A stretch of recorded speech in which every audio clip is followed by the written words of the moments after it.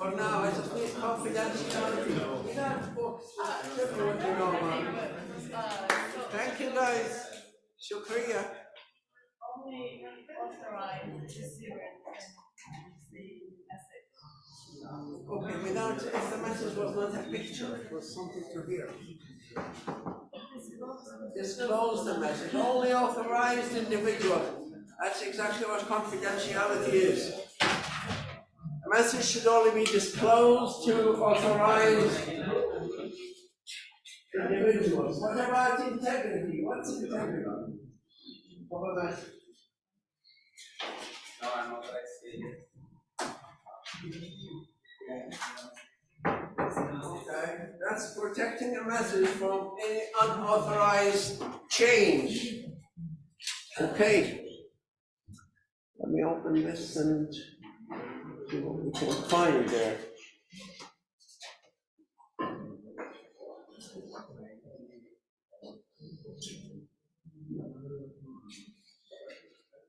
What is meant by a brute force attack? Okay, what's a brute force attack? You try all the possible combinations. Okay, you try all possible combinations of values of the key. If you have a key, if there is a key needed to decrypt or decipher a message, you don't know the key. One attack is called brute force attack. And that's, if you don't know the key, try every possible value of the key. If it's a number, from number 1 up to the maximum number, until you find the right key. Sorry, I'm not talking about that. What's a monoalphabetic cipher? Anybody knows what a monoalphabetic cipher is? Yeah? It's like a scissors cipher when we use a single alphabet to change the message. When, for example, shift the letters right or left, all the letters down. Oh, no, that's not the definition of monoalphabetic cipher. Any idea what a monoalphabetic? It's when every letter is changed to the same letter in any currency. Yeah, so if the encryption system will take every character and replace it, if it replaces the same character with the same replacement all the time, then we call this a monoalphabetic cipher. So if you have to replace the letters dad, the word dad, D-A-D, if you take the first D, replace it with M. And the last D, if you replace it also with M, then this is a monoalphabetic cipher. A better cipher is a non-monoalphabetic cipher. Say, to replace the letter D, you might replace it with M. If you find another letter D, you want to encrypt it, replace it with a different letter, not M, T, or A, or something like that. So monoalphabetic ciphers are weak ciphers. One weakness with Caesar cipher. What are the characteristics of a weak encryption system that we want to maybe make it stronger later? So what would you look for if you want to see or evaluate an encryption system? Is this strong, good encryption system, or is it a weak one? Give me one character. Large numbers. Large number of characters.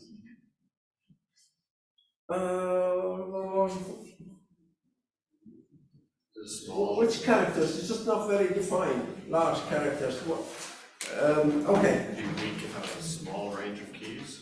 If the key is small, or the range where the key comes from is small, so to make a system stronger is to increase the size of the key or the possible values of the key. Any other evaluation? Or the complexity of the algorithm. In Caesar's algorithm, the algorithm is add the key. Take the value of the character, add a key, one operation. That's very weak. Even if you didn't know it, and if you didn't know the key, you can try 1,000,000 keys in 1 second. You know, our computers can process 1,000,000 instructions per second. So if something you can try it millions of times every second until you find it, it won't be long before you find it. So, any true science of every encryption system, the size of the key is important. Very small sized keys, that means we can try brute force attack. And also, the complexity of the algorithm. If the algorithm is so simple to do, then that also will allow us to do brute force attack very quickly. Remember, brute force attack, if you don't know the key and you want to try every possible value, there could be millions of keys, but you can do millions. You can test this system with different keys millions of times. If you only have a few million keys, you can do them in a few minutes. So, especially if the algorithm is also simple. But it's the two combinations that make a system stronger. Make sure that the key is very, very large and the algorithm is complex. And when we mean complex, it's not something complicated that cannot be done. We mean it takes longer time. Complexity means longer time to take. Like it takes 1 second to do, but not a millionth of a second. The difference between an instruction like Caesar's algorithm can be done in 1 millionth of a second, and another algorithm that's 1 million times stronger than Caesar's, it will take 1 second to decipher it. To us, still a second is not that long to decipher a message.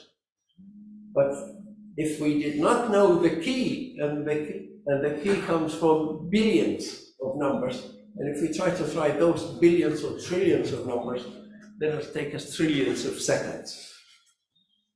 Anything else? How do you make a system, your encryption system in an organization, more secure? Huh?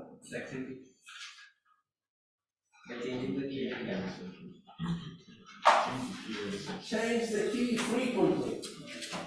How frequent would be a good frequency to change the key? How often would you change the key? Once a month? Weekly is better. Yeah. So once a week, it's secure enough. That's a good answer, but it's not the best answer. How frequent would you change the key? Every day? Every session. So every time you send a message, try to change the key. Right. But one of the problems with Caesar's algorithm and all symmetric systems, first, what's a symmetric encryption system? What does symmetrical encryption system mean? Anybody know? Yeah, what's a symmetric encryption system?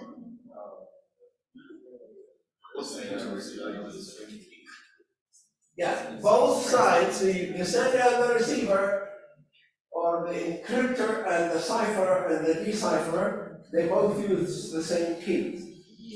And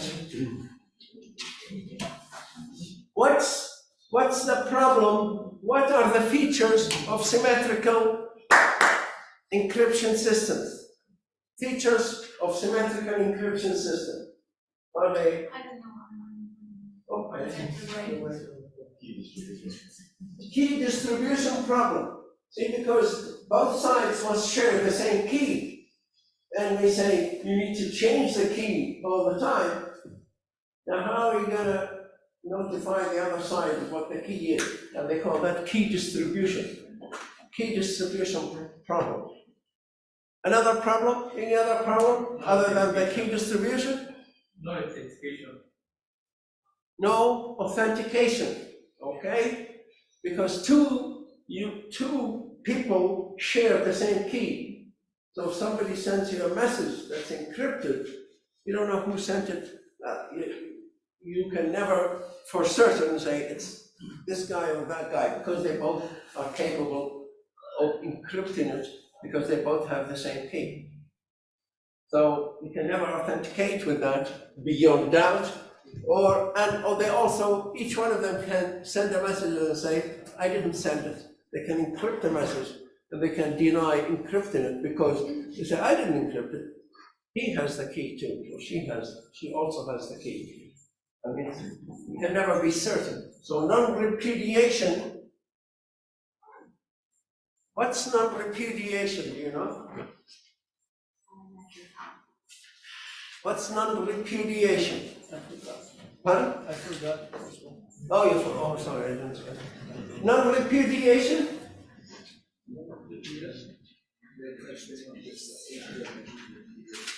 Yeah? Okay. That's the question I had for you earlier. Protection against denial by one. Denial of what? Of what? Denial of- Service, denial. Yeah, okay, so non-repudiation is the protection against denial that somebody has sent a message. Somebody encrypts a message and sends it, and then they say, oh, I didn't send it. That's denying that they've sent it. No, we have protection against that. Non-repudiation, that means denial against somebody sending a message and then saying, I did not send it. Or even receiving a message saying I did not receive it. So this is called non-repudiation. So the older systems, guys, the symmetrical system, has key distribution problems, have a very large number of keys. How many keys are in a symmetrical system? Any idea? Are you sending an encrypted message or a ciphered message? How many keys are in a symmetrical system? 25.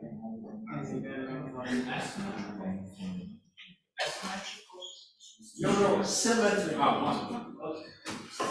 No, the symmetrical system is only one key that's shared between two people. But in a system, not just between two people, in a company, how many keys do we need?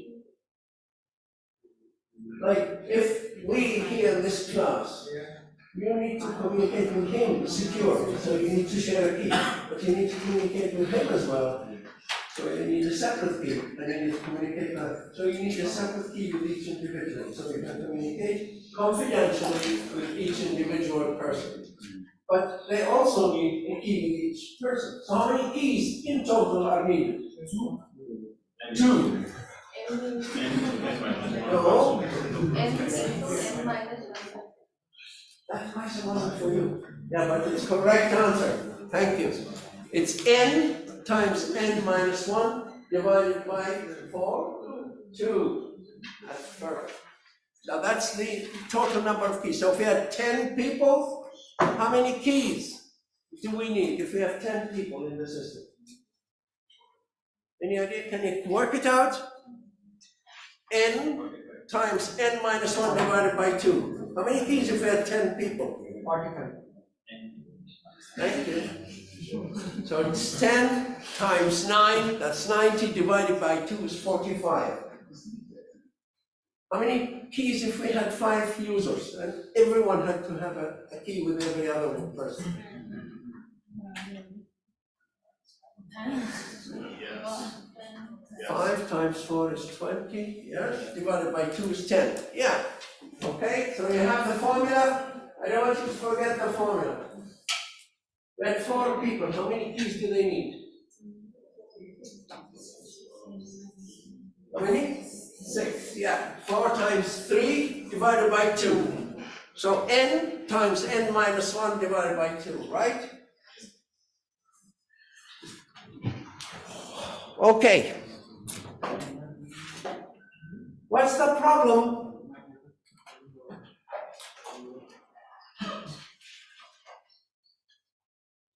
The major issue, the major problem with symmetrical system, as well as too many keys, a large number of keys are required in a system. And it doesn't provide so many other things like non-repudiation and authentication. But we can live with this. But we need encryption to do for business. But the major problem really is key distribution. So then they came up with this newer system. And the newer system is what they call the asymmetrical. So instead of any two parties, they share one key, they don't have to share, at least not secretive keys. In the symmetric system, we need to share a key, but that key must never be seen by or known by to anyone else. That's the difficulty. So the newer system came up. The newer system is a mathematical system. And there's a formula that generates a pair of keys, a pair of numbers, two numbers. And one is known as, so we use those numbers, and they have two major characteristics. Anybody remembers what those two characteristics are? Give me one of them. One at a time? One can encrypt, other can decrypt. That those two keys, the major characteristic between them is that if this one is used to encrypt anything, it cannot decrypt it. There's no other key in the world that can decrypt it except the other key that was produced with it. They're like twins keys. Those twins, one encrypts, the other uncrypts. It's like two keys for a lock, for a door. If you lock it with this key, you cannot unlock it with the same key. You must use the other key to unlock it. And there's no other key in the world. So this is really the idea in public key encryption. If everybody can generate those two keys, then we can use public key encryption system. The second feature of those two keys is that if you know one of them, because there are two numbers, even though there is a strong relationship between them, but you can never tell what the other one is. You cannot work out mathematically or otherwise what the other number is. Maybe you can work it out in millions of years, you can by guessing it, but it'll take you a long, long time. So they're safe enough to say, if one of them encrypts a message, only the other one can decrypt it. Either one of them can encrypt, the other one decrypts. If this one encrypts, this one decrypts. And the other feature, if you know one of them, there's no way of knowing the other. So this is how public key encryption system works. You generate your two keys, your pair of keys, and you decide one of them is going to be your private. Nobody can see it, it's only known to yourself. And the other key is like your phone number. You say, guys, here's my public key. And it's made public. And there are directories that hold public keys. And there are also public key certificates. Like you can get a certificate from, an authority, an organization that gives you a stamped, known beyond doubt, it has to be an authentic document that says this key belongs to this person. So your name and your public key. So now we can distribute this reasonably secure because it's public, it's not secretive key. That's the easy thing, is that we can distribute this. There's no distribution major problem. It's easy to distribute a non-secretive key, just like a phone number. It's easily available around the world. Now, this is the way it works. Everybody creates a pair of keys. Keep one key to yourself and make the other one public. So if you have two keys that you know them, one of them is yours, then remember, guys, if I say which key should we use, so they're either going to be one of your keys or only my public key. You don't have access to you have no access to anybody's private key. So if you want to do the encryption, you have to use either one of your keys or only the public key of the one you want to send the message to.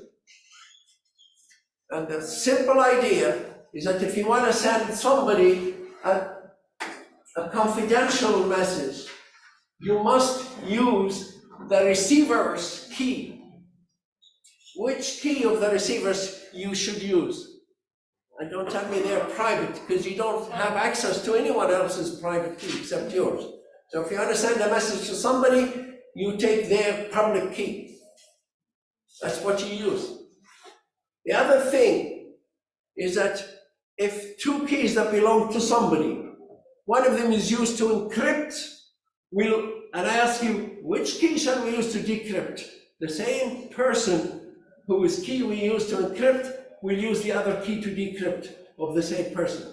Don't say to me, I use my key to encrypt and that user can use their key to decrypt. It doesn't work. It has to be the same. If you use one of your keys, then everybody else must use your other key. If you use one of the receiver's keys, and I say to you, if you use that person's public key to encrypt, I'll ask you, how are we going to decrypt it? Make sure it's the same other person's other key can be used. Can't use your own key, can't use anyone else's key. So just keep that in your mind. If you encrypt any message using X key, or a key that belongs to Mr. X, and I ask you which key can we use to decrypt it, make sure to say the other key of Mr. X. Don't say my key or someone else's key. So it's the same person who was key used to encrypt. When decrypting, make sure you use the same key. So just to make it easier, because it's important to know which key to use. Now, I'm going to use, what's your name again? Joseph. I'm going to use Joseph's key, right? Public key. Of course, don't say to me, which key of Joseph are we going to use? We don't have access to his private key. We only have access to Joseph's public key. So I'm going to send him a message. I'm going to take his public key. So anytime you're asked, you want to send a message to somebody, which key would you use? Now this is for confidentiality. We want the message to be confidential. Only Joseph can read that message. So we take Joseph's public key and we use it to encrypt the message. Now, if we use Joseph's public key to encrypt the message, there's only one key in the world that can decrypt that message. Do you know which key is that? Joseph's private key. Now that makes it confidential. So if I take the receiver, he's going to be my receiver. If I take the receiver, Joseph's public key, and encrypt the message, there's no other key in the world except Joseph's private key that can decrypt that message. That means Joseph is the only one who can read that message, and this is what we mean by confidentiality. Now, the other way, there are two ways to encrypt. So the first one is known as the confidential. So if I ask you, how do you send a message confidentially to Tom over there? Okay? Were you with me? Yeah. Okay. So you're going to send a confidential message to Tom. Which key would you use to encrypt it, and which key would you use to decrypt it? I'll use his public key to encrypt, and he'll use his private key to decrypt. That's it. That's so simple, right? Right. You're going to send me a message that only I can read. I'll use your public key to encrypt it, and you actually use your private key to decrypt it. Exactly. So you use my public key to encrypt it because you have access to my public key. Don't make a mistake and say, use my private key. You can't use my private key. Use my public key to encrypt it, and now the only key that can decipher that message is this key that only I have, which is my private key. And that makes that message confidential. Now, we finished with confidentiality. Now imagine if I want to send you a message. If I want it to be confidential, I'll use your public key. But imagine if I use my private key. I use my private key to encrypt a message. How can this message be decrypted? Any idea? If I use my private key to cipher a message, to encrypt it, how can it be decrypted? Using my public key. This is the only key in the world that can decrypt it. So now, if I take a message, guys, and encrypt it using my private key and send it out to you, who can read this message? Anybody who has my public key. That means this message is not confidential. Everybody can read it because my key is public. But what does that prove? See, again, mathematically, if you can decipher a message using my public key, then it must have been encrypted using my private key. And because I am the only one who has this private key, that means it's authenticated. That means you are certain, 100% certain that this message came from me. What's the proof? Because you can use my public key to decrypt it. And that means my private key was used to encrypt it. But I am the only one who should have my private key. Is this clear enough? Now, if you want to send her a message that she knows for certain it came from you, it's not confidential, remember, everybody can read it.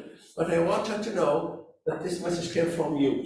What key should you use to encrypt and what key should she use to decrypt the message? I use my private key to encrypt it, and she would use my public key to decrypt it.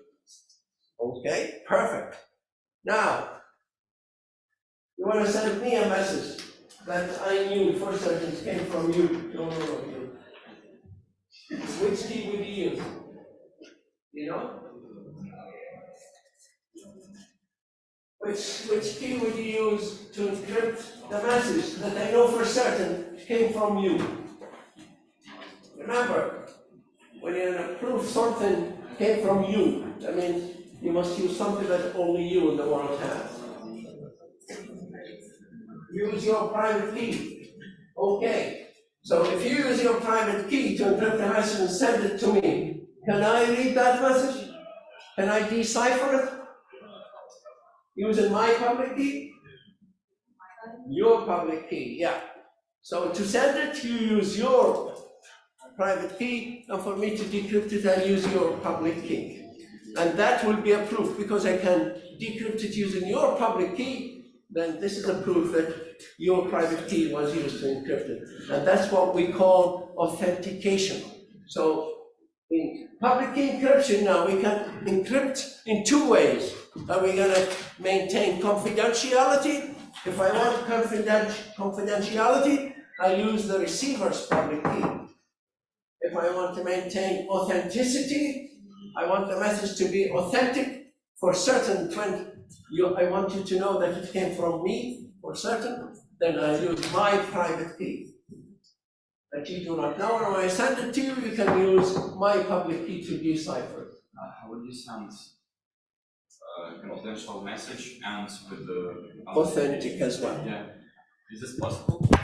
Yeah, if you want, using public key encryption system, if you want to send a message that's both confidential and also authentic. Remember, when we sent a message that was confidential, I used your public key. But you don't know who really sent it, because anybody can take your public key and send the message. Like if you send me a message confidential, what key would you use? A message that only I can read. You remember? Which key would you use? Use my public key, and you send me the message and you sign it at the end. What's your name? So you sign it Olu, right? Now, if someone else wrote the same message and signed your name underneath it, and took my public key and encrypted it and sent it to me, I'd still be able to decrypt it because my public key was used, then I can use my private key. But now I have it signed by a different name, by your name, even though you didn't send it. So there is no authenticity. Anybody can send a message, confidential message. It's confidential, but it can be fake from someone else. So a confidential message, guys, is not necessarily an authentic. Because I can take your public key and send you a message and sign it Tom. I'm not Tom. But it's encrypted, nobody can read it. When you get it, you can decrypt it using your private key. But it's not authentic. He can never be certain that really Tom sent you the message. Anybody can send you the message because your public key was used, and everybody has your public key. So in order to send you a message that you know it came from me, I have to use my private key. And when you receive it, you use my public key. If you can use my public key and it works, that means the message actually came from me. So now, But with that issue, if I want to send you an authentic message, if I take a message and encrypt it with my private key, yes, it's authentic, you can authenticate it, but anybody who has my public key can read it. So this is the problem with asymmetric encryption systems, this public key new system. You can either send you a confidential message, but you don't know who sent it, no authentications, or I can send you an authentic message, but everybody can read it, there's no confidentiality in it. So in order to have an authentic and a confidential message, we need to encrypt it twice. That makes it even longer, take time to work. So first, I encrypt the message with my private key. So now I put in my signature kind of thing. Anything you sign with your private key, it will give us authenticity. We know who, because we can decrypt it with your public key. Or you can decrypt it with my public key if I use my private key. But then after that encryption, I should take it again, this encrypted message, and re-encrypt it again, this time using your public key. And now I put in the confidentiality. So with this new system, we can encrypt with the aim to have confidentiality or with the aim to have authenticity. But if you want to have both, you must encrypt the message once and then take this encrypted message, encrypt it again. First time it has to be with the sender private key, and the second time it has to be with the receiver public key. And that will, the receiver also have to decrypt it twice. And that will guarantee both authenticity and confidentiality.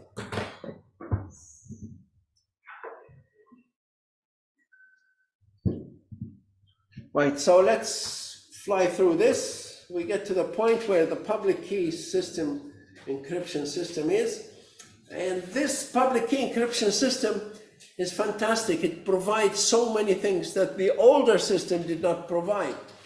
It actually provides authenticity, and it enabled something new that's called digital signature, because I can sign something with my private key. No one else in the world can do that, and you guys can verify it. If I sign one message with my private key and send it to you, you can decipher it using my public key, and that's a proof that I sent it. That's how digital signature, this is the basic idea of digital signature, is to be able to encrypt something with your private key. And that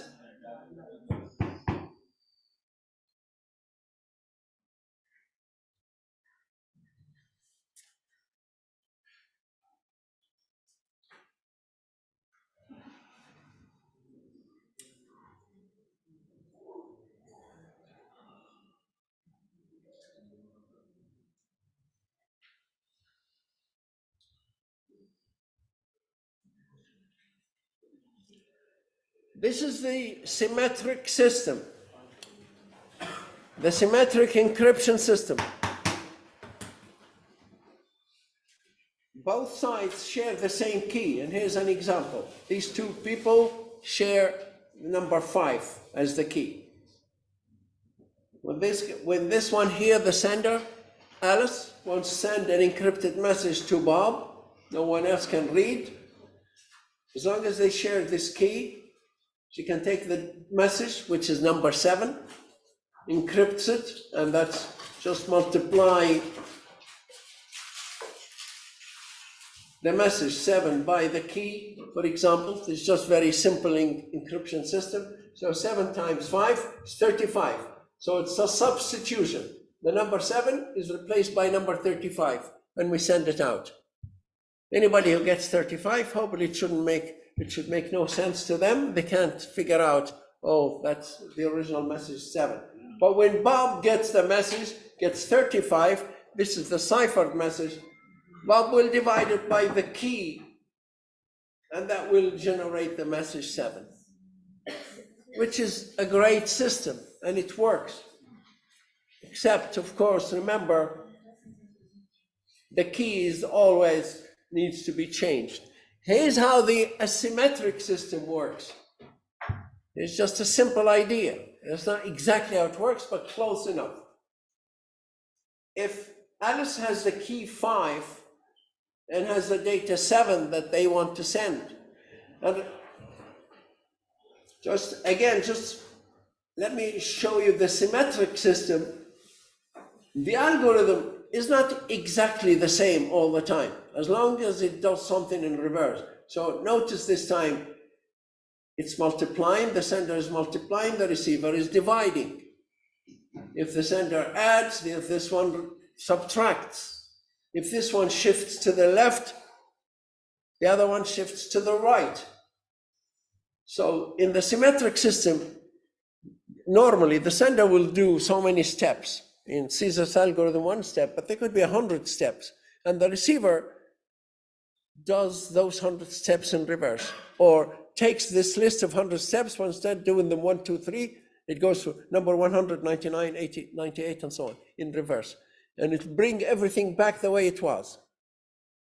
So if you take a number, add something to it, and then multiply it, and then shift it to the left, the receiver will shift it to the right. Instead of adding, it will subtract. Instead of multiplying, it will divide, and you'll get back exactly the same number.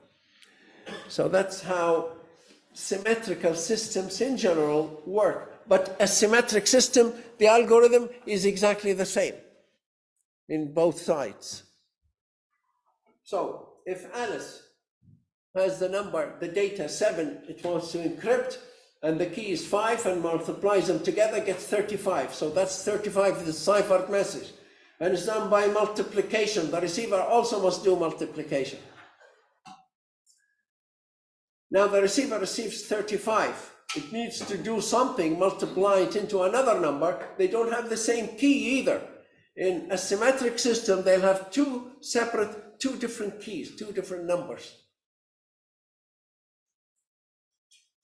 The first number is used to be multiplied into the data, gives us 35. The data is 7. So now the receiver receives this ciphered message 35, want to extract 7 out of it. The algorithm has to be the same. You must multiply this number you've received, 35, into another number to produce 7. That other number is the key, the second key. Anybody here can guess what key, what number you multiply into 35, that will give you back 7? 1 over 5. So if we multiply 35 and 1 over 5, it will give us 7. So now we have 2 different numbers. We have that number, key is 5, this key is 1 over 5. And the algorithm is exactly the same, and we use 2 different numbers, and one will undo the work that the other one has done. There's no other number in the world, generally, that will undo this. So this is the first key, 5, multiplied to 7, got 35. Now, there's no other number that if you multiply into 35, that produce 7 except the number 1 over 5. So these 2 keys, 5 and 1 over 5, they have this strong relationship between them. And when one of them does, in this formula, does something, there's only the other one that can undo it. But the only problem with those 2 numbers, if we change the 5 to 8 and multiply 7 into 8 is 56, we come down here, 56, how do we bring back 7? We multiply it into 1 over 8. So you can guess what the other key is. If you knew 1, if you knew the sender had number 5, you can say, oh, my key is 1 over 5, it's easy, you can.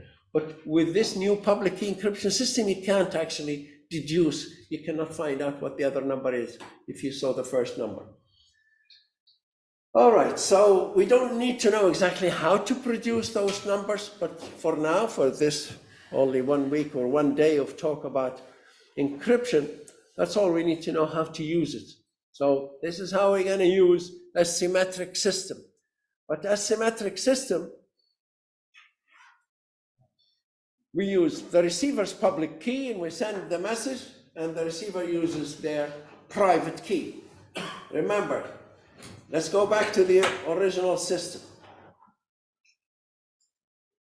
First, everybody has private key and public key. So this girl here, Alice, has a public key and a private key. Alice wants to send a message to everybody.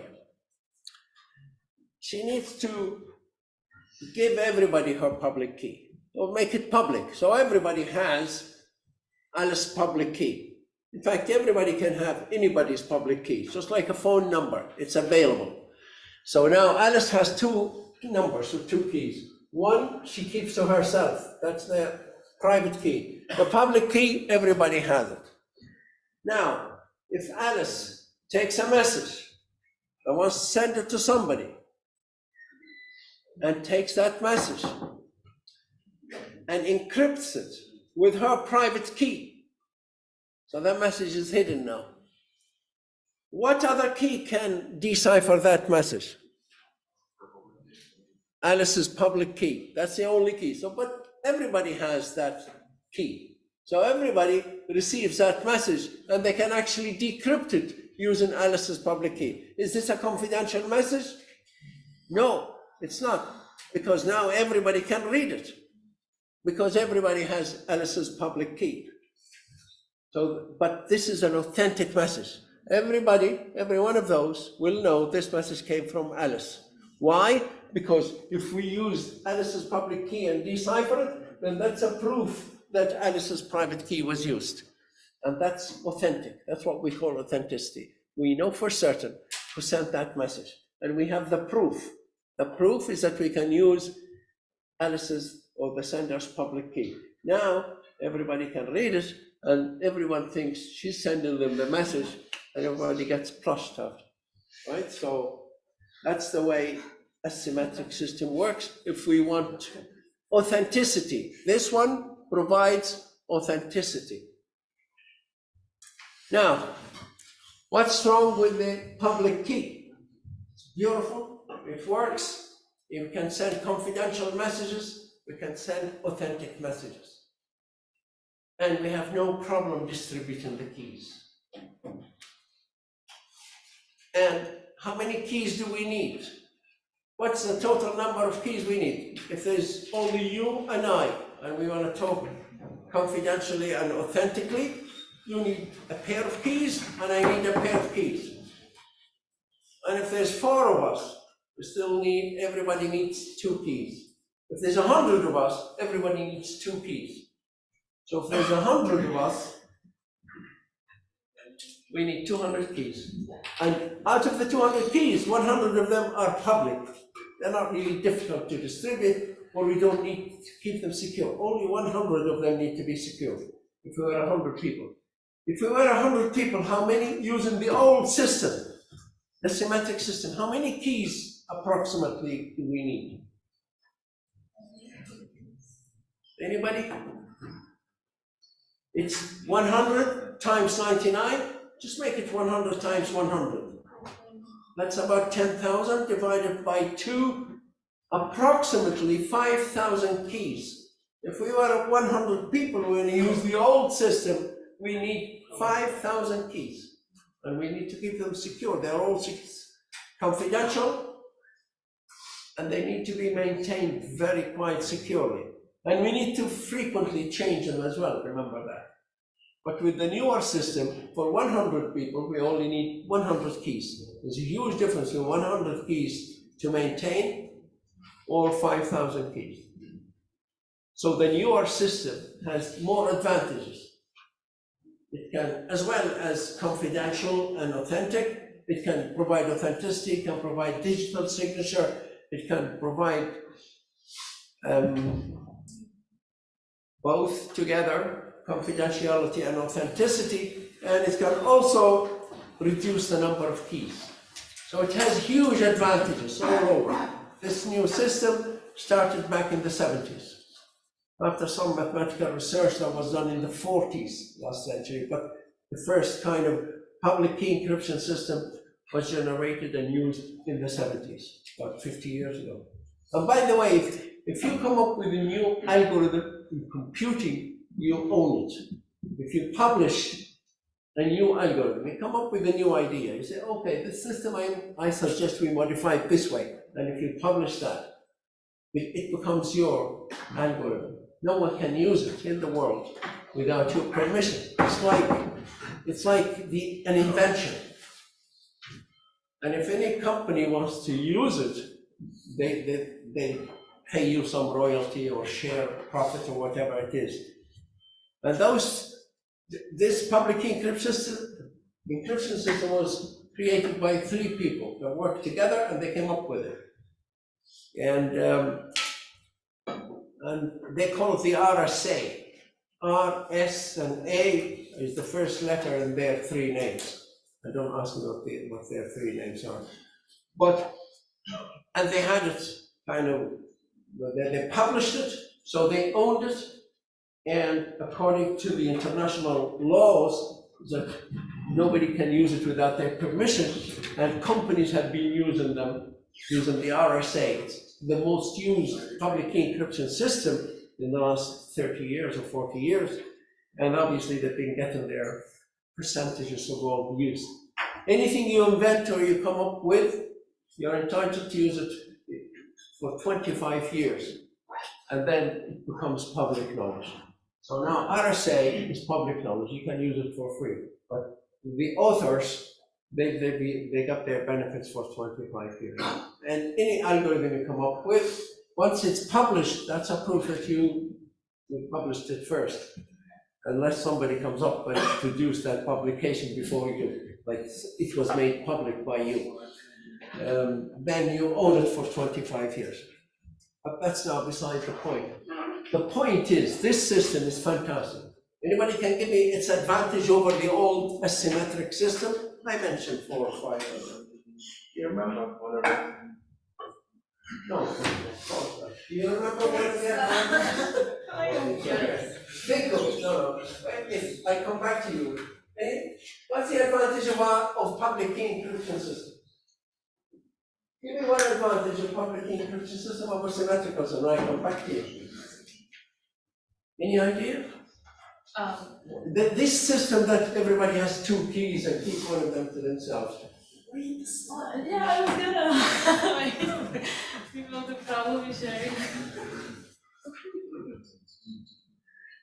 Okay, Bushra. Oh. Give me one advantage of the public key encryption system over the old symmetrical system.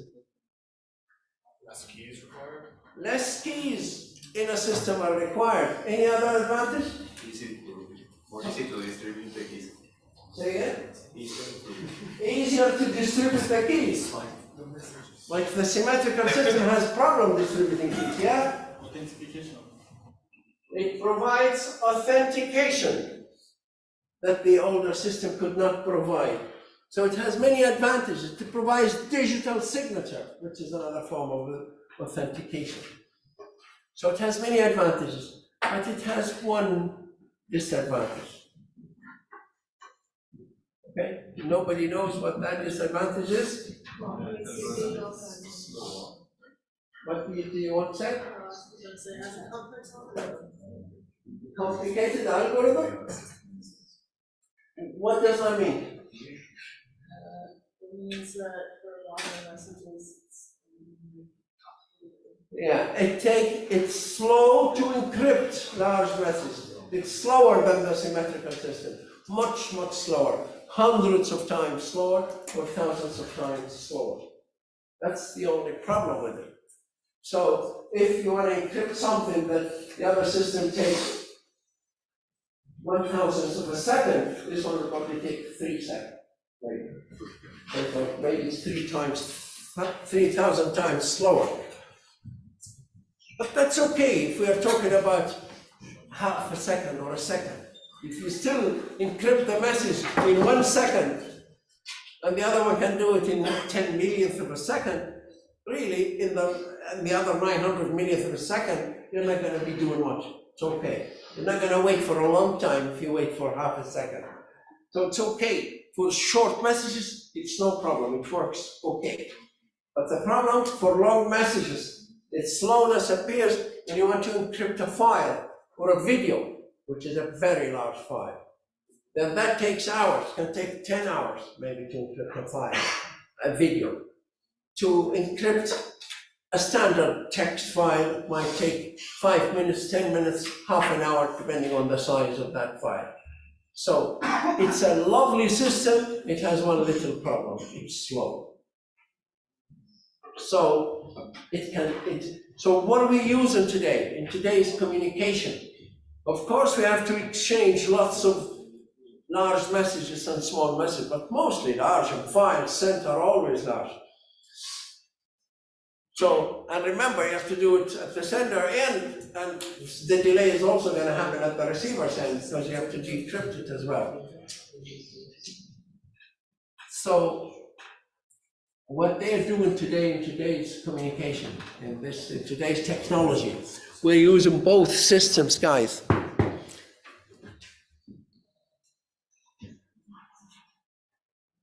So the encryption system that we use today is the old symmetrical encryption system. So anytime you want to encrypt a file, especially large messages, if they're small messages, you can use either symmetrical or the public key encryption system, the asymmetric. For short messages, you can use either. There's very little difference between them. That doesn't make any difference to us. And we can, of course, use the benefit of the public key, easy to distribute the key. But for larger messages or files, the new system will not work. We have to use the old symmetric system.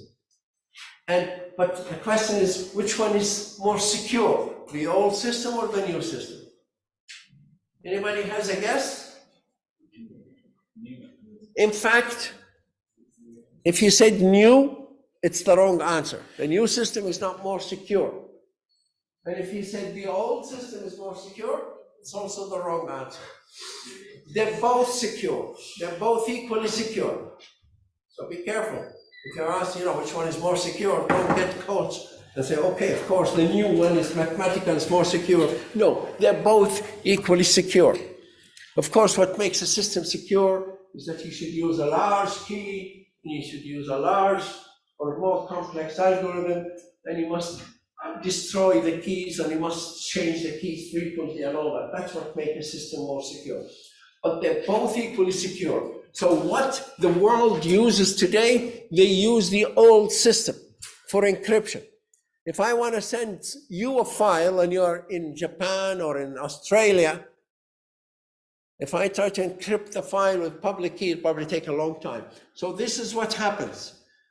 I make up a key, a new key, randomly. There are systems that allow the two users make up a key together. I make half a key, send it to you, you add another half, send it to me, and there is an algorithm to that. But just forget about that for a second. I make up a random key. Nobody knows about it. And I use that key to encrypt the file using the old encryption system. So it's fast. Now I can send you the encrypted file. Now I have to send you the key.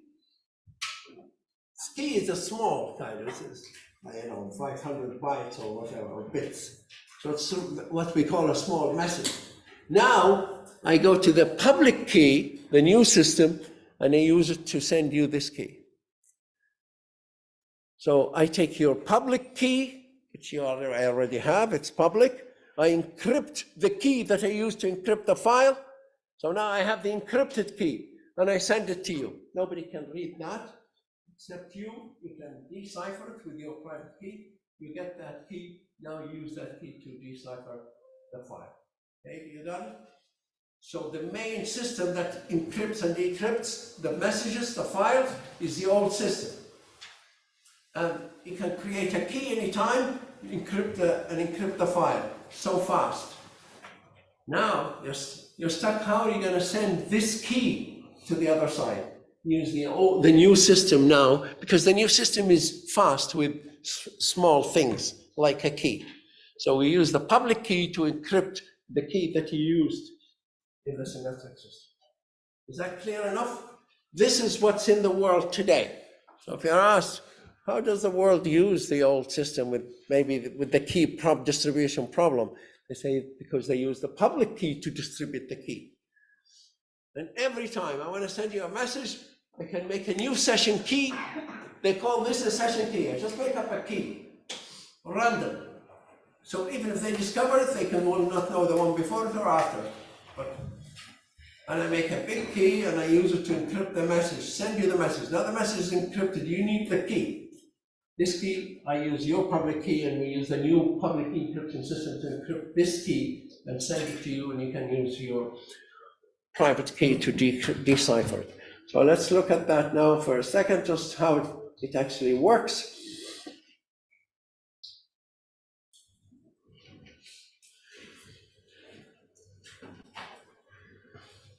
Now, here's a public key. This is in today's system, where we use the public and the symmetric together, or the symmetric and asymmetric. They call the new one the asymmetric because I have different key. I use your or my public key or my private key to encrypt and send it to you. You use my public key. So there are two keys really used for encrypting and for decrypting. With the old symmetric system, it's the same key that's used for encrypting and decrypting. With the newer system, two different keys, but two different keys that belong to the same person, remember. Okay, so now this guy wants to send a message to that person, for example. They need to come up a file. So they need to come up with a session key. So get the session key. That session key is going to send it now to Alice, but we're going to use this as well. So first thing, to send the key to Alice, I take Alice's public key and encrypt it, because I want to send this key and nobody can read it except Alice. So I use, remember, anytime you want to send something confidential, you're using the public key, you always use the receiver's public key. Remember this. So this guy wants to send this key to Alice, so it takes Alice's public key and encrypt the key. Now it encrypts the key, nobody can read the key. And you can see it's being kind of painted with Alice's public key. So what key now should be able to read that key again, bring it back from encryption? Alice's private key. And because Alice is the only one that has that key, she should be the only one who can read it. So now we send this key, Bob sends this key to Alice. That's already encrypted. That's an encrypted key, and we used Alice's public key. And only Alice can read that using her private key. So once she receives it, she uses her private key to decipher it, and now she can have the key. So she already has the key. So we've just distributed the key. That's when we say the key distribution, there was a problem in the old system. That's what we use the new system for. So the new public key encryption system was used to distribute a key. Now we share the same key. Now let's use the old system because it's faster. So now I take any message I want. What key shall I use to encrypt this message? The quickest way, use the session key. So now this message is encrypted using the old symmetrical system that the sender and the receiver must share the same key, and we do. We have the same key. I use that session key. The message sent, only that session key can regenerate that message. So Alice now can use it and she can read the message. Okay, so this is what's in the use in the world today. So if we're going to write a project or something like that, an encryption system, but exchanging large messages, this is what you need to do, something like this. These are the steps to follow. And either one of them can come up with a new session system. Let's say Alice wants to do the opposite tomorrow. She can generate a session key and send it to Bob. If Alice wants to send a new session key to Bob, what key should she encrypt that key with? Like a new session key is created. Any ideas? Bob's public key. Anytime you want to send a message to somebody, confidential message nobody can read, use the receiver's public key. And to decipher it, the receiver's private key. Okay, so this is really in in few words as much as you need to know, guys, about encryption. So if you do the master course, hopefully, we'll take, there's a subject called encryption. So we'll do the full module. We go into maybe, I don't know, whether programming the material or whatever we need to do.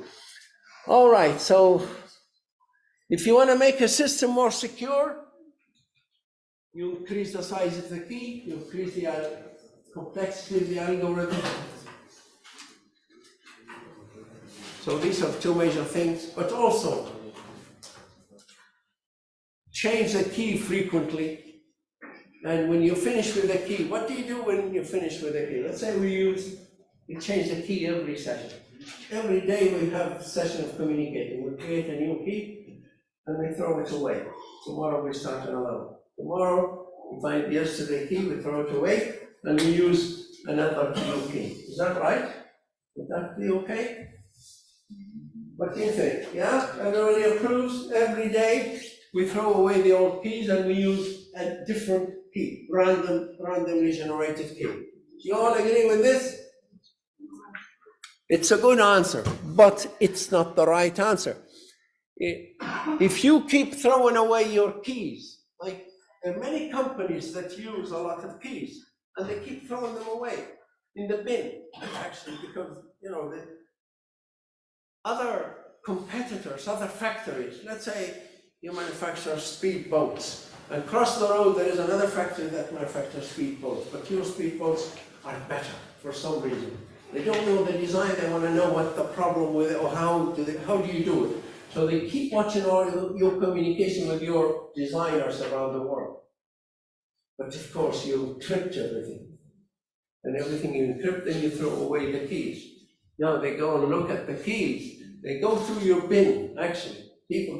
Factories send people to go through the bin of other factories and see if they can find anything to do with keys. And if they find the keys of last week's keys or last month's keys, even if they're no good anymore, they throw them away. But maybe they can see a rhythm in them. They can detect, they can find, if they know the rhythm, the algorithm you used in producing your keys, let's say they see last week you used the key 11, 13, 15, 17, so maybe they can predict your key tomorrow because they found the rhythm that you are generating the keys. So by finding your past keys, they might be able to discover the algorithm and they can predict your future keys.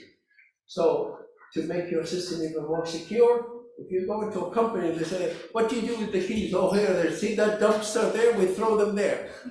Wrong, don't ever throw away keys. Destroy keys. Always destroy keys. Even if they're no good. You say, hold on, you know.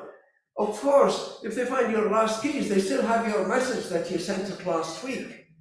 So they can now take your key and decipher that message.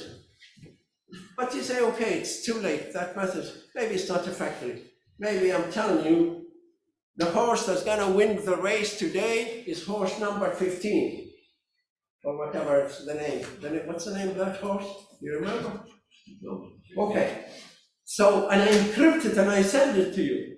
And then I throw away the key, because tomorrow, it doesn't matter, the race is finished. I was talking about, yesterday's race. You say it's no good to them. Yeah, but now, maybe if they can have all the keys in the past, they can discover how you generate your keys, and now they can predict the key that you're gonna produce tomorrow.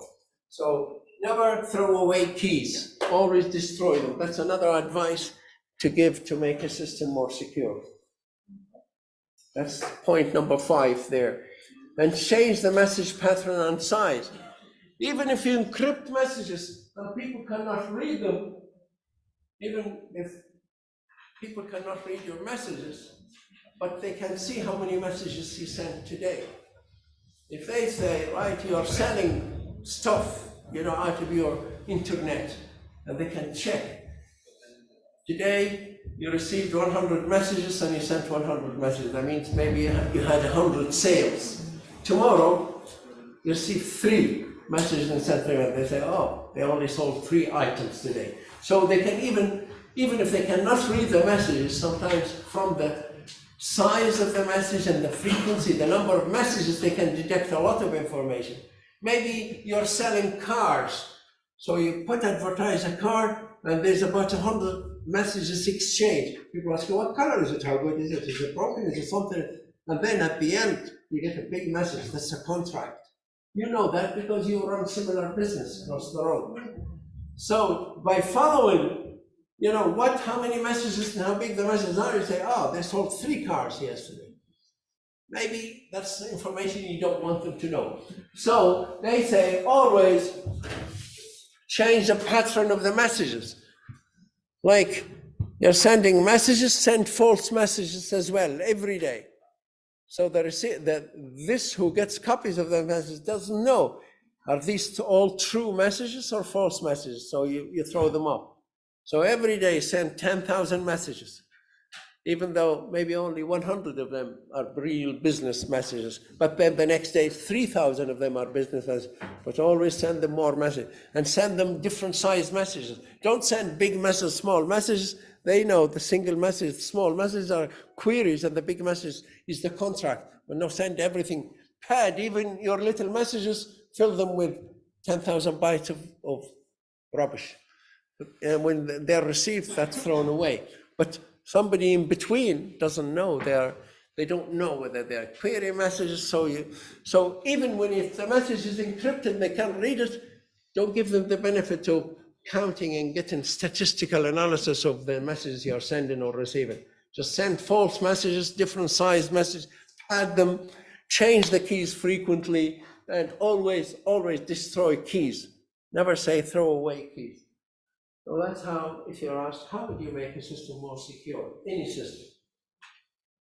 Increase the key size, they're both 2 important items. Increase the size of the key, which sometimes you cannot do. Maybe that's the system, the way it's designed, it can't take a larger size. But if you can use larger size keys and more complex algorithms, these are the most important ones. And then keep the keys secure. The private keys, make sure they're kept quite secure, and change keys frequently. And when you throw away keys, don't throw them away, destroy them, and use padding and patterns of the message change. Okay, so that's really encryption. Any questions? How do you destroy it? How do you destroy it? How do you what? Destroy ID. Well, don't print it out and send it in a piece of paper. If it's printed in a paper, shred it or burn it. Burning maybe is not good for the environment, but you can shred it so nobody can read it. And even though in some countries they actually go and try to stick them together, but it depends on how. It's like, how much would you spend on backup of your data? How much would you spend when you want to do data backup? If you work in a company and say, we don't have any backup, is that a good idea? It's not. If you are in a hospital and your computer breaks down or your virus hits your machine, all the information about all the patients, all the doctor, all the staff, all the medicine, schedules, everything is gone. You must always have a backup. Like in a college or a university, if the computers are hit, all students' records are gone. They don't have any marks for you or for grades, so the cost can be enormous. And then people can sue these organizations, say, hey, where's my data? You lost it. Okay, come to court.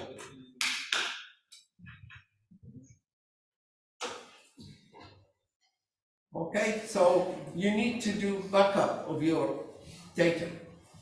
But backup is not very cheap.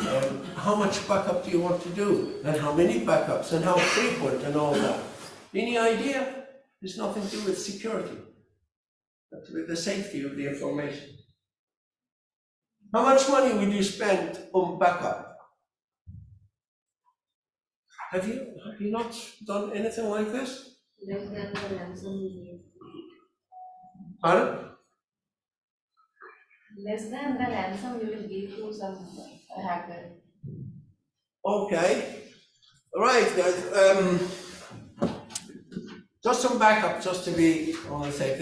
Every place has a policy of backup. I'll just mention it's not encryption as such, but to backup is if you have one computer, one server that has all the information of your company, and if you lose that, how much would you backup? Maybe the easiest way or the simplest way is to have another computer, that's called a mirror. So you copy this onto this. So hopefully every day you copy it onto it at the end of the night. At night, in most organizations around the world, nighttime, you think the computer is switched off. No, a lot of them, they do the backup is at night. So they start copying all the transactions or all whatever data, new data, and send it onto another machine, store it onto another hard disk. That's called backup. So if our computer fails for some reason, or if we lose the data for some reason, we have yesterday's data. We can bring it up, open, and read the copy the files back. So that's one form of backup. But sometimes the data from yesterday is no good. We create so much data during the day that we want the backup to be available there always. Like, how long would it take us to regenerate all the transactions that happen during the day? So in some organizations, that's so much transaction, so what they do, they say, okay, let's have another server. But as this is updated, we'll also update the other one. But the other one just sits and do nothing, a backup. So every change you make to our data, also change the other one. So if this collapses, if the first machine breaks down, or if you just switch to the other one, we have a most up to date. So that's another form of backup. It's called mirror. Mirroring the hard disk. That means you have another mirror of the same hard disk. So when you update this is what the other one is updated as well. But that needs more software and more machines, of course. But let's say you have a mirror server. You're happy, you're in a hospital with 20,000 patients, and you have their records there, with 5,000 doctors and nurses and all that, and all their records are there. And the scheduling operation, but we have a backup, we have a mirror effect. And what happens in that room? Fire takes place, or flooded. That room is flooded. So both computers are gone. Now you don't even have a backup anymore. You don't have the data. So it's better not to keep the backup device, don't leave it in the same room, put it in another room. So it's even better in another building. So if this building goes on fire, the other computer is available. You can take it, plug it in, and start using it, so you're not down. And what happens if the whole city is flooded? Then where do you think we should have that backup server? Cloud. Yeah, well, in the cloud somewhere, yeah, which is in another city, just to be on the safe side, or in even another country, or even another continent. So some companies, they have some data in, say, in America, another one in Ireland, another part of it somewhere else. So how much, but that would cost a lot of money. How much money would you spend in your backup? It depends on one thing. If you lose the data, how much does it cost you for losing it? But how much does it cost you to actually regenerate it? Let's say all the company, all that the data that's backed up is, for example, whatever work that was done. So maybe we have all the work and records, it's on paper. All I need is 2 or 3 typists or 5 typists. I say, can you sit here for a day and type all this paper information, put it in there, and that's how much it will take me to regenerate that lost data. If it takes me a day's work with one person or 2 or 3, okay, maybe 10 people, they work for 3 days continuous, and they can back up my data, retype it again, and that cost me, say, I don't know, 5,000 euros or $5,000, then, hey, hold on, I can spend that much money. but I shouldn't be spending a lot more. So really, the cost of how much you spend on backup, it depends on the cost of bringing back that data. Some data it's impossible to bring back. Some data is updated, randomly by maybe customers or actions that you don't have a record of them. You can never regenerate that data or bring it back. And then you have to spend, and if it's important, what happens if you say, okay guys, I've lost all my data. How much is it gonna cost me? And if every patient is gonna sue you in the hospital and they get $500,000 or whatever, 100,000 or for losing their information, then you calculate and you find, oh, it's gonna cost me 25 million. Well, then I better go and spend $1 million on backup that I will not be in that situation.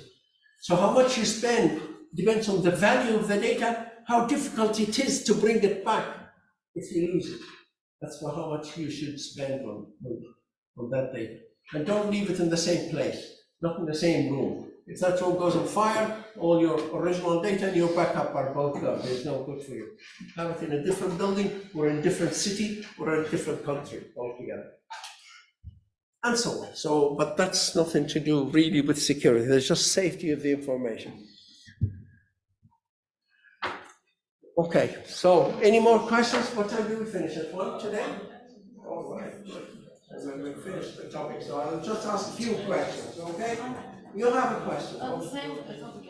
Do we always use machines?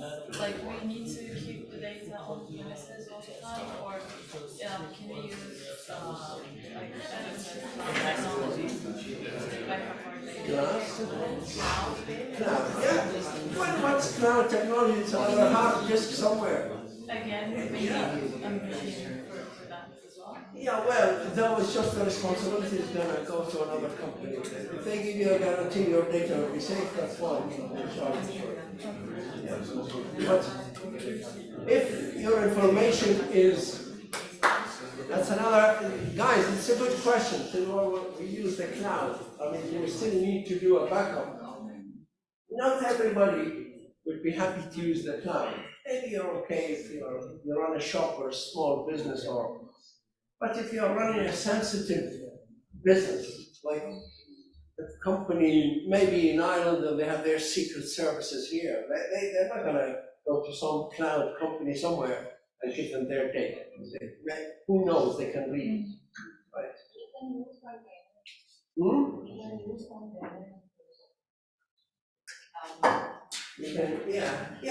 Of course, yeah. The cloud, we can also encrypt your data before you send it to the cloud. But some data, some kind of businesses, their nature, military, security, national kind of interest, things like that, they wouldn't trust anybody else with it. They keep it to themselves. But even that's so important that don't keep it in one room, keep it in multiple rooms. So it depends on the nature and value of data. Okay, let's go back now to encryption. And encryption is an exam kind of question, final exam. It's not going to be in the test.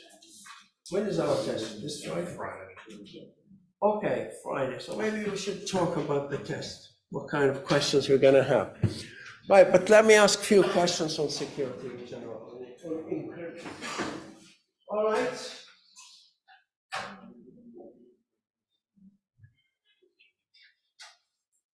What's encryption by substitution? Substitution encryption. Any idea? Substitution encryption? Replacing a character or a symbol by another symbol. Yeah, and what's transposition cipher? Transposition cipher is when you move the letters around. You move the characters around in a block to encrypt it, to cipher. The symmetric system. And what are the main components in the symmetric encryption system? The 5 pieces of. Name one section of the encryption system, one part, one component, out of 5 or 6 components. the key, so symmetric key. So are there two keys, one with the sender and one with the receiver in the symmetric system? No, hold on. Yeah, so both, in a symmetric system, both the sender and the receiver will share the same key. Any other components? I don't know. Okay. Encryption system, what does it consist of? There's more keys. Okay, let's say a key for just one encryption operation. We need a key shared by both sides. What else do we need? Algorithm. Algorithm, that's a good idea, maybe. What kind of an algorithm? Encryption and decryption. So we need two algorithms. One is an encryption algorithm and one a decryption algorithm. And the key. What else is needed or makes up an encryption system? Key distribution. The what? Key distribution. Okay. But now we just want to encrypt and decrypt. What do we need just to encrypt and decrypt? We need the message. Like we're talking, say in the symmetric system, they say we need one key that both sides must have the key, and we need an algorithm, an encryption algorithm, decryption algorithm, and the plain text message that we want to encrypt. And also finally, the ciphered message. So these are the components of an encryption system. The key, the message that goes into an algorithm, so there are three items. A ciphered message is generated, that's item number 4. The decryption algorithm, where the key and the ciphered message go in, and that will regenerate the plain text message again. So the components is the key, the plain text message, the algorithm, the encryption algorithm, the ciphered message, and the decryption algorithm. All right, what's integrity in an encryption system? Anybody in the back row there? What is an integrity? What's meant by the integrity?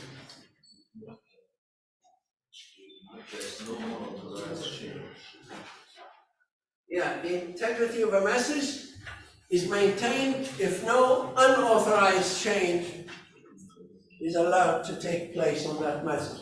Thank you. And what's the authentication? What's authentication?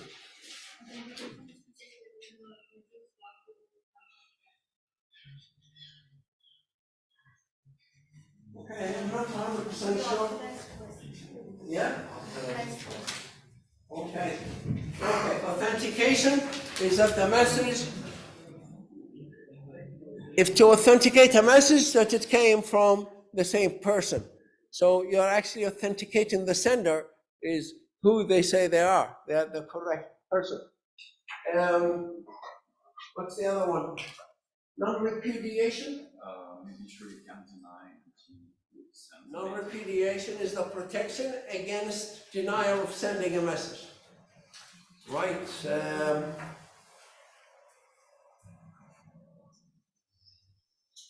What's the problem? What's cryptanalysis?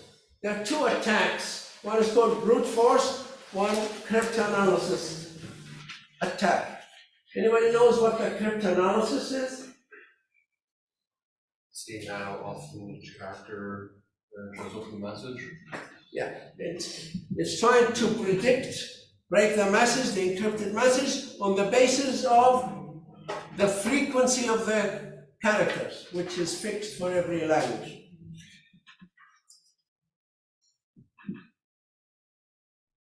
And what's brute force attack?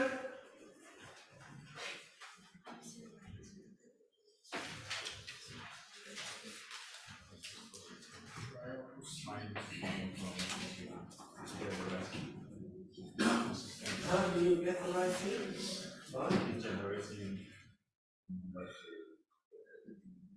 Okay. Yeah. Try every possible key. Try every possible value of the key. Like the key has a value. We don't know what it is. Put 1 in it and try.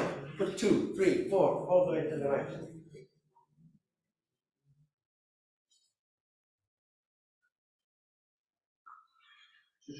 Okay. What's the weakness? What are the weaknesses of Caesar's algorithm? Remember Caesar's algorithm? The one that you count 3 numbers ahead or behind to encrypt or decrypt. Any idea? One weakness of Caesar's algorithm.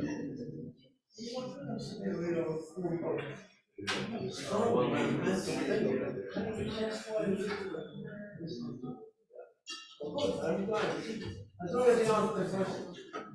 A weakness of Caesar's algorithm. It's what? We use an which attack. What kind of brute force attack. It can easily be broken by brute force attack. Any other weakness of Caesar's algorithm? The key range is small, so brute force attack can. Huh? Yeah, so it has very simple algorithm, it has very small key range, and therefore it's easily broken, and it's also mono-alphabetic cipher. You know what a mono-alphabetic cipher is?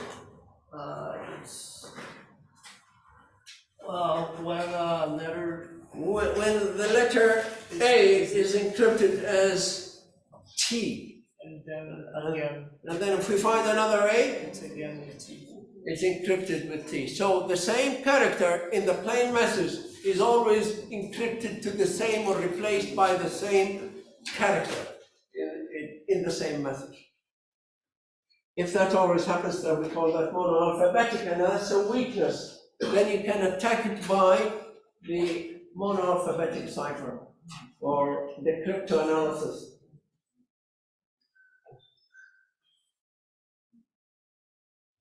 Okay, so which one is better, public key encryption system or the conventional symmetrical encryption system? Public key is better. That's a good answer. But it's the wrong answer. You said public key is better. Which one is better? Public key or symmetrical system? Huh? Yeah, combination of both, that's what's in use today. But it depends what you want to use it for. The conventional systems, what's the advantage of conventional systems over the new systems?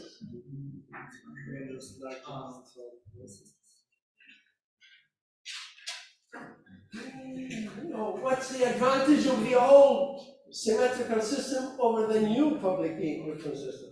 It's better than it by why? Encryption.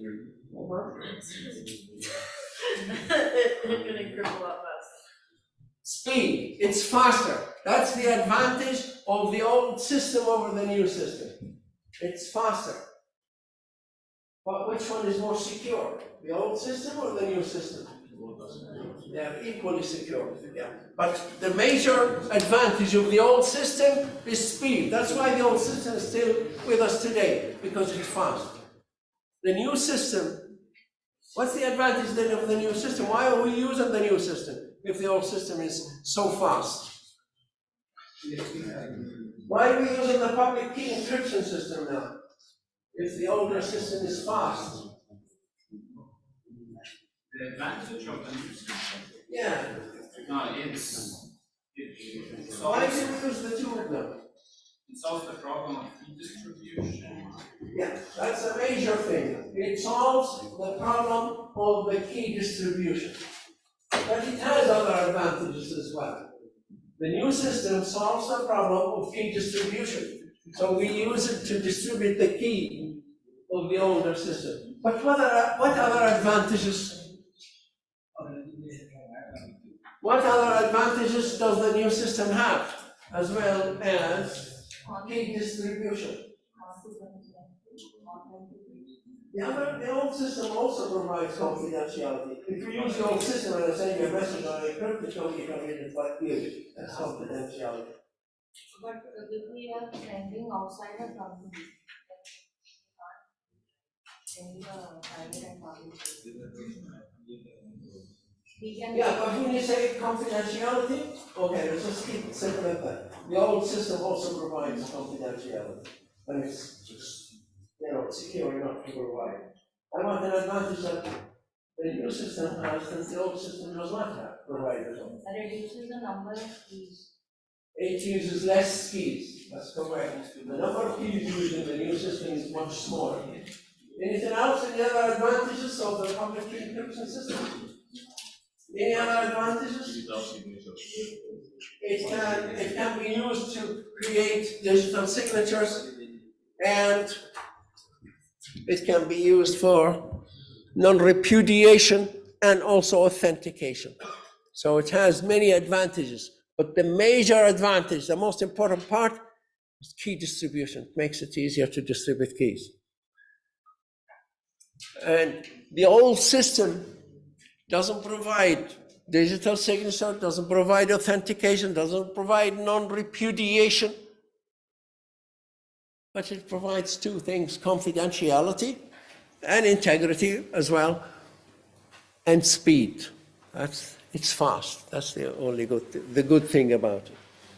Okay, so this is how the actual public key and private key are generated. You don't need to know them. You won't be asked in this exam, but if you do next year's course, this is the kind of work you'll be doing. You'll be generating those keys. And this is an example of very small key, and these are the exact steps. So it's fairly easy to generate those pair of keys. And in fact, when we say generate two keys, two numbers, in fact, every number consists of two numbers. So every key, even if I say, okay, where's your public key? There it is. Where's your private key? There it is. Public key is actually two numbers. And the private key is two numbers, and one of the numbers is common between the two of them. So we'll see later on why, or mathematically, what's the relationship between them. But it works. And here's an example of an encryption. Is there an encryption operation here? No. Maybe the next one. Yeah. Here's how it actually encrypts. You have two numbers. In fact, again, you don't need to know this, so if you're not interested, just ignore this for a second.